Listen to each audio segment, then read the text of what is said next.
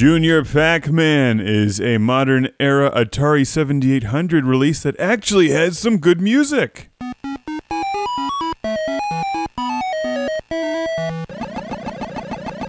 This game is fantastic. Although I am a little bit confused about the Pac-Man chronology. I think it goes Pac-Man, Ms. Pac-Man, followed by a couple cocktails and Pac-Man Plus. That clearly leads to Baby Pac-Man, who grows up and turns into Junior Pac-Man. And then you have 6,000 Namco Museum releases to help pay for Junior Pac-Man, because, man, those things are expensive. That's my take on the franchise. This game is brutal. So much more difficult without the warp tunnels. I don't think I really fully appreciated the warp tunnels in Pac-Man or Ms. Pac-Man until spending some time with Junior Pac-Man, only to find myself trapped in the corners and being devoured by the undead. Frequently. Eat those ghosts before they eat you. Junior Pac-Man was originally released to the arcades in 1984. It's not an official Namco release, so you won't find this game on very many game consoles. It's on the Atari 2600, and of course I'm ecstatic to see it here on the 7800, where it looks and plays great.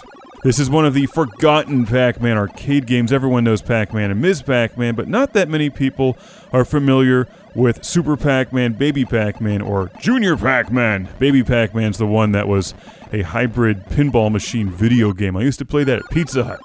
It's a pretty crazy game.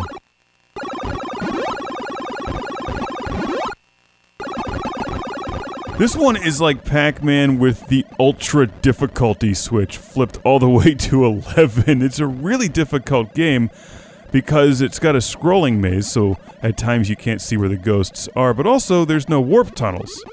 So the trick is to just get the ghosts following you like a giant train.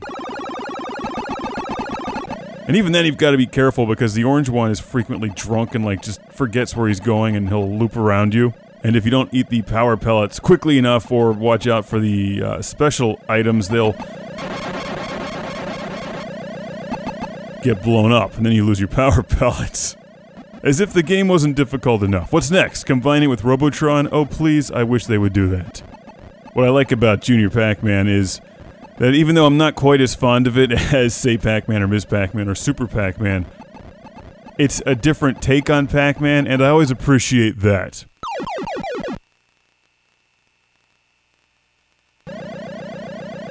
Additionally, I'm playing this with a Sega Genesis gamepad. It really doesn't get much better. Playing a great version of Junior Pac-Man on one of my favorite, most underrated game systems, the 7800 Pro system, with my favorite controller, the Sega Genesis gamepad. The only thing that could be better is if this was Super Pac-Man, which is also a homebrew release for the 7800. Pretty exciting times we live in.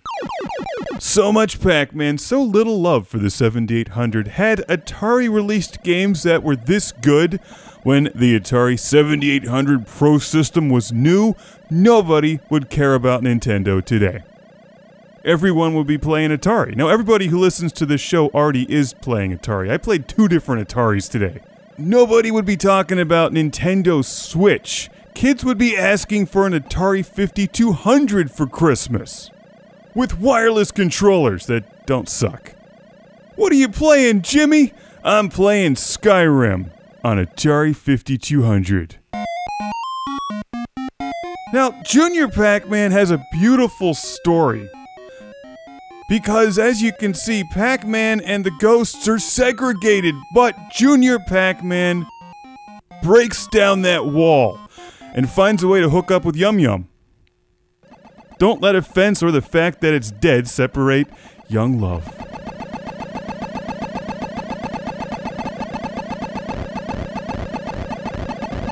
Where do you go from there? How about I talk about the different mazes in Junior Pac-Man? Actually, I find the first level to be one of the most challenging. It's so easy to get cornered in the first one. The second one's not too bad, but I always end up losing all my lives by the time I get here. Personally, I find Junior Pac-Man's hat to be offensive. Someone should slap him and knock that spinning thing off the top of his head. Maybe that's what Yum Yum does later. Well, never mind. It's Friday and I haven't even had a beer yet. Just imagine what'll happen when I do.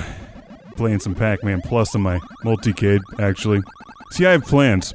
Big plans. As much as I like Junior Pac-Man on the 7800, it's tough to get beyond the fact that there's no warp tunnels.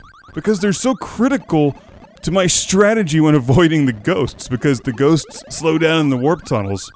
And it gives Pac-Man, or Miss Pac-Man, a reprieve from being chased for just a few moments. You never get that in this game. You're always being chased. It's tough. I like this one a lot. I highly recommend it for the 7800. This is from Atari Age, and my good friend Michael from Chicago loaned me his copy. Thank you so much, Michael. I've really enjoyed this. Junior Pac-Man is tricky, but you gotta love these cutscenes, especially when you have a filthy mind like me.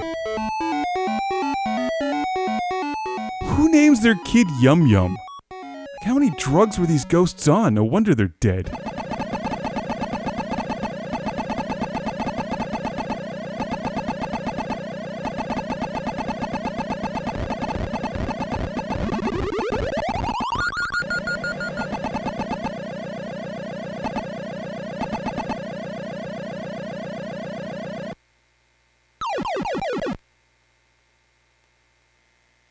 Classic Game Room has been brought to you by the ultra-massive video game console guide, 230 pages of video games on Amazon.com, Retro Megatreks, and how to make a video game review show that doesn't suck. And Jesus number 2. Welcome to the Patreon Lord Carnage Club, being shouted from a turbo volcano. Michael and Ariana Nelson, Ian Shore, Steven Chucknick, Al Stever, Rick DeBarros, Jason Goy, Andy Schleiss, Sergio Matthias Hergert, Philip Strabenmuller, Jack Stavris, Ohad Kane, Simon Allen, and Sean Zoltek.